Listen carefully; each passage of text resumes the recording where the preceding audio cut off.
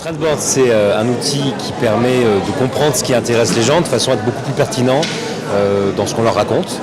En gros, c'est un outil qui a été créé par des chercheurs en sémantique, des ingénieurs big data, des experts en médias et en marque, qui permet à la fois d'identifier les centres d'intérêt récurrents d'une cible, et en même temps de voir et de prédire en temps réel les tendances qui animent les conversations. On va récupérer l'ensemble des articles, des tweets, des photos, des Instagram, des vidéos YouTube, etc. Et on va les regarder de la façon dont ils sont partagés. Donc plus c'est partagé, plus effectivement on sent qu'il y a un intérêt. Et la sémantique permet de regrouper tous ces contenus-là en topics, en sujets de conversation, de façon à aider le créateur de contenu à ne pas être non plus perdu dans tous ces contenus-là et vraiment rassembler pour voir quelle est la conversation en ce moment, quel est le sujet qui intéresse les gens.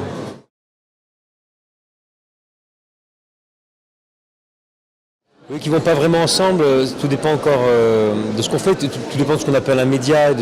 Dans les médias, il y a des journalistes qui sont là pour produire de l'information, donc là c'est un rôle qui reste celui de la presse.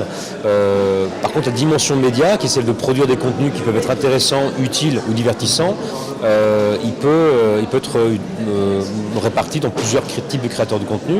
Et là, ça va du cinéma, évidemment, Internet, et là on peut avoir des marques, mais qui ne font pas du contenu pour parler de leur marque. Si vous prenez Red Bull par exemple, Red Bull a décidé de créer énormément de contenu autour du sport extrême.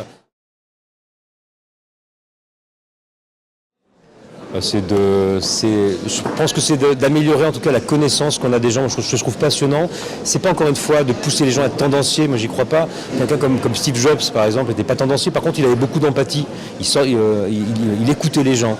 Et je crois que l'idée, c'est d'arriver, grâce à la technologie, grâce à la sémantique, d'arriver à comprendre qui sont les gens, selon la façon dont ils parlent, qui ils sont, qu'est-ce qui les intéresse, de façon à améliorer l'empathie et être beaucoup plus empathique par rapport au public. Et ça, je trouve ça passionnant.